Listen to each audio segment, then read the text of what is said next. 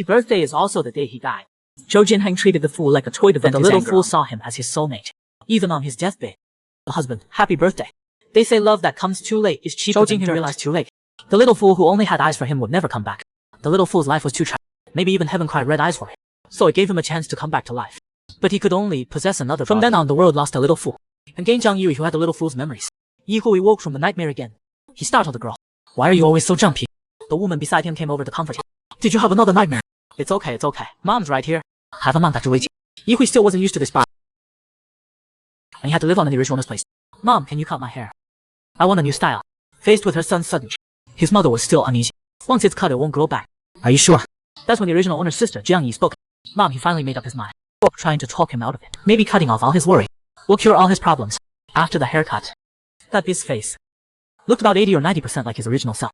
Mom, I want to enter that painting contest you mentioned. The timeline goes back half a month. Zhou Jiang didn't know yet because of what he did on purpose. The little fool who'd been devoted to him was gone.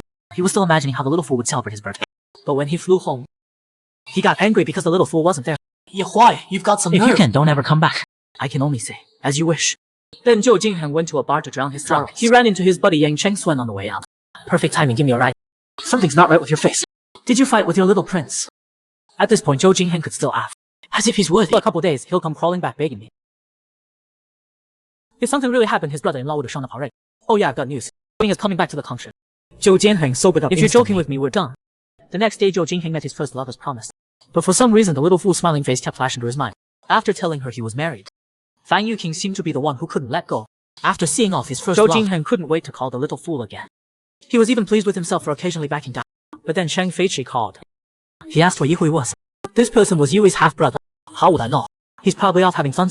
Impossible. I had people check all the properties under his name. You're his partner. When did he last contact you? Half a month ago. He didn't come to you. Shang Fei scratched his head in frustration. I was overseas on business, but I got a text. He said, he's been good to me. Don't worry about me anymore. Zhou Jianfen. But his phone's been off. He's been out of contact for a while. Looking at the man shouting into his phone in the distance, Yi Hui couldn't help but cry. I'm gone. Who else would make you angry? The old Yi Hui wasn't smart. His intelligence was like a child. But he didn't really cry much. But somehow whenever Zhou Jinheng was around, he couldn't help it. He still remembered when it was on a bright and breezy afternoon. Yi Hui sat in the back corner drawing. A servant said his mom was dying. Mom said she wanted to see spring. How could he not fulfill her wish? The more anxious he got, the more his hand holding the pen trembled. Just then, a shadow blocked most of the light coming through the window. Like in a fairy tale, the boy's youthful energy recklessly burst into the little fool's world. Along with the birds on the flowers of that spring afternoon, the little fool carefully treasured it all. Oh yeah, my name is Zhou Jin. This is our secret. Don't tell anyone. That was their first meeting. Coming back from the lab, we returned to the present time. The painting contest was held in the art building at a suburban college. As luck would have it, Jiang Yi's idol was also having a concert. So she snuck out of the hotel with Yi Hu. I'm telling you, don't try to stop. It's not every lady to come to the cap. I have to see him. The mom's waiting for us at the hotel. I'm here for a contest. I need to manage my time properly. Jiang Yi turned back with a smile. I feel like you're different every day lately. A few days ago, you were still talking like a baby. Now you know how to manage time. Yi Hui was slow with words and didn't know how to respond. I'm just talking. Why are you nervous? Just then, a black van pulled up. It stopped slowly at the hotel entrance. Some security guards came out of the hotel in a line.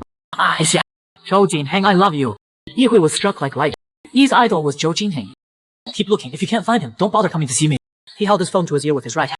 His face was dead. He seemed to be yelling at someone on the phone. I'm gone. Who else would make you angry? Bro, are you okay?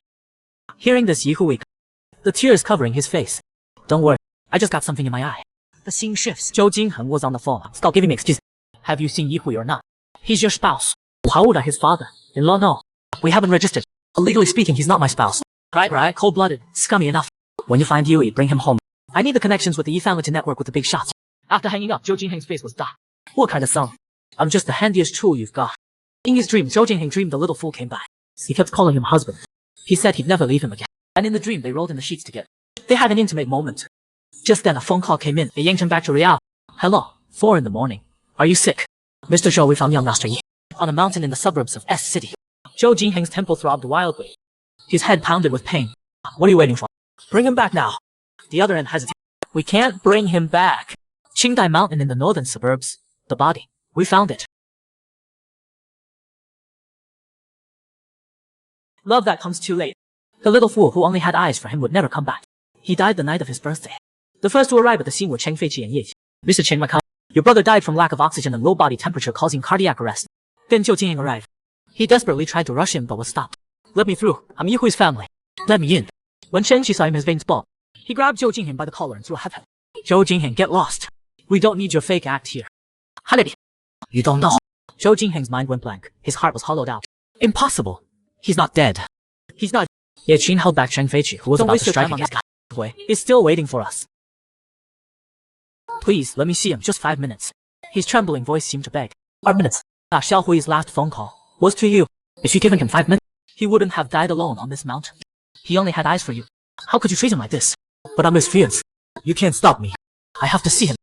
Ye Qin lost his temper too. You think you would? Yi Hui is dead. The engagement is over from now on. Stop bothering our brother. Then they ignored Zhou Jingheng and went to handle the funeral. This was the deceased's last painting. Zhou Jingheng looked over. It was a portrait.